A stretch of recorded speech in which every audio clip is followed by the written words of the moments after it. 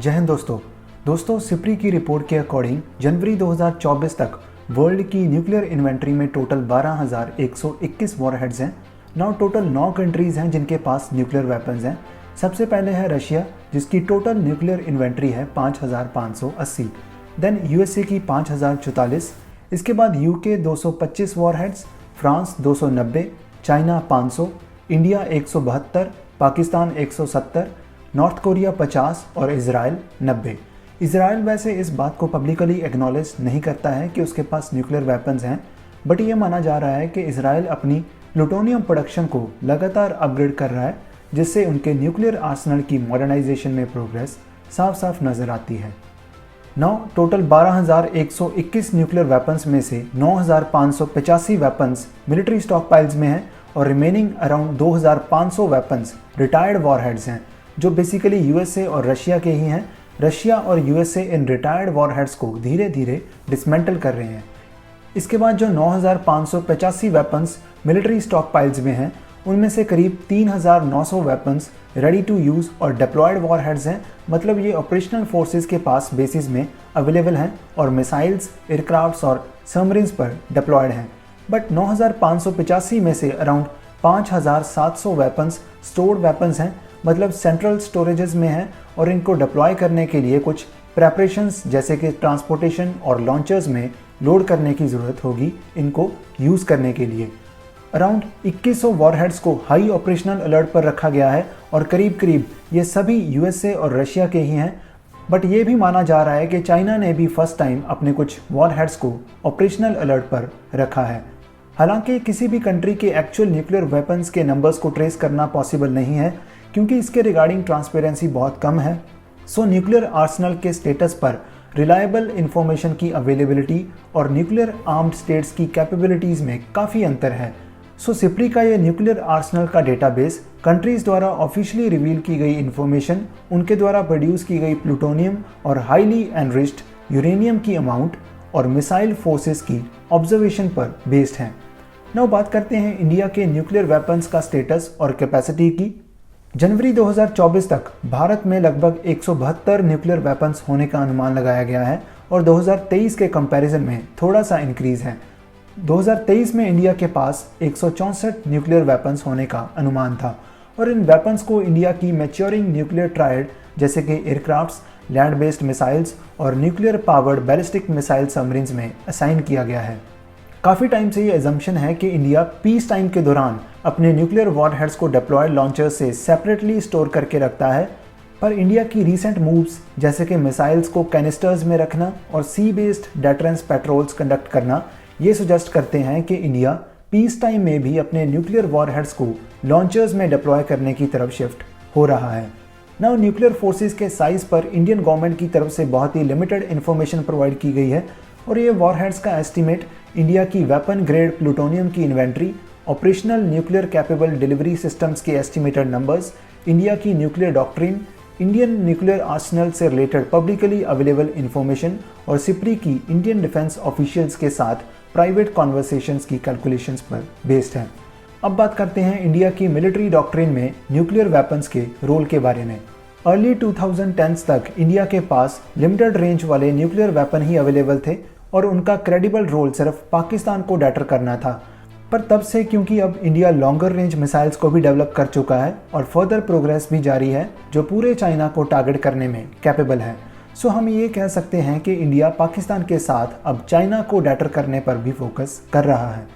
जबकि इंडिया ने 1999 से ही no first use nuclear policy को फॉलो किया है, बट इसके रिगार्डिंग इंडिया ने 2003 में ये कंफर्म किया कि अगर कोई उन पर मास डिस्ट्रक्शन वाले नॉन न्यूक्लियर वेपन्स के साथ अटैक करता है तो वो न्यूक्लियर वेपन्स यूज़ करने से पीछे नहीं हटेगा। और रिपोर्ट्स हैं कि इंडिया ने अपनी न्यूक्लियर आर्सेनल के कुछ पार्ट को हाई स्टेट ऑफ रेडीनेस पर रखा हुआ है और इंडिया के एडवर्सरीज स्पेशली पाकिस्तान को देखते हुए ये ज़रूरी भी है, क्योंकि इससे किसी भी पॉसिबल थ्रेट के अगेंस्ट इंडिया पाकिस्तान के न्यूक्लियर वेपन्स को पहले ही टारगेट करने में कैपेबल होगा। अब बात करते हैं इंडिया के न्यूक्लियर कैपेबल सिस्टम्स के बारे में। नाउ न्यूक्लियर ट्रायड का मतलब है कंट्री की लैंड, एयर और सी बेस्ड प्लेटफॉर्म से न्यूक्लियर वॉरहेड्स लॉन्च करने की कैपेबिलिटी। सबसे पहले एयर डिलीवर्ड वेपन्स या एयरक्राफ्ट्स की बात करते हैं। जो न्यूक्लियर वॉरहेड्स कैरी करने में कैपेबल हैं। इंडियन एयरफोर्स की फाइटर फ्लीट में काफ़ी डाइवर्सिफिकेशन है और हर तरह के रोल के लिए डेडिकेटेड फाइटर्स हैं। करैक्टरिस्टिक्स को देखते हुए आईएफ के 3 फाइटर जेट्स को हम न्यूक्लियर डिलीवरी प्लेटफॉर्म्स की कैटेगरी में रख सकते हैं, जिसमें है जैगुआर्स, मिराज 2000 एंड रफाइल। हालांकि इनके न्यूक्लियर रोल के रिगार्डिंग बहुत ही कम और नेग्लिजिबल इन्फॉर्मेशन ही अवेलेबल है, बट मिराज 2000 की बात करें तो कहा जा रहा है कि इन एयरक्राफ्ट्स को 1990s में ही न्यूक्लियर स्ट्राइक रोल के लिए कन्वर्ट किया जा चुका है। सिप्री एस्टिमेट्स के अकॉर्डिंग जनवरी 2024 तक इंडियन एयरक्राफ्ट्स में around 48 nuclear gravity bombs assign किए जा चुके हैं।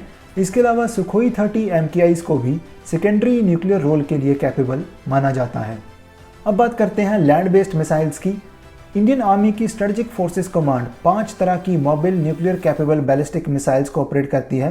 पहली है शॉर्ट रेंज पृथ्वी 2 और अग्नि 1, इसके बाद मीडियम रेंज अग्नि 2 और इंटरमीडिएट रेंज अग्नि 3 और अग्नि 4 मिसाइल्स। सिप्री का अनुमान है कि जनवरी 2024 तक इंडिया के पास लगभग 80 ऑपरेशनल मिसाइल्स थी। कम से कम 3 नई land based ballistic missiles development में है। मीडियम रेंज अग्नि प्राइम, इंटरमीडिएट रेंज अग्नि 5 जिसकी टेस्टिंग इस साल मार्च में ही हुई थी, और तीसरी है अग्नि 6 जो अभी इनिशियल डेवलपमेंटल फेज में है।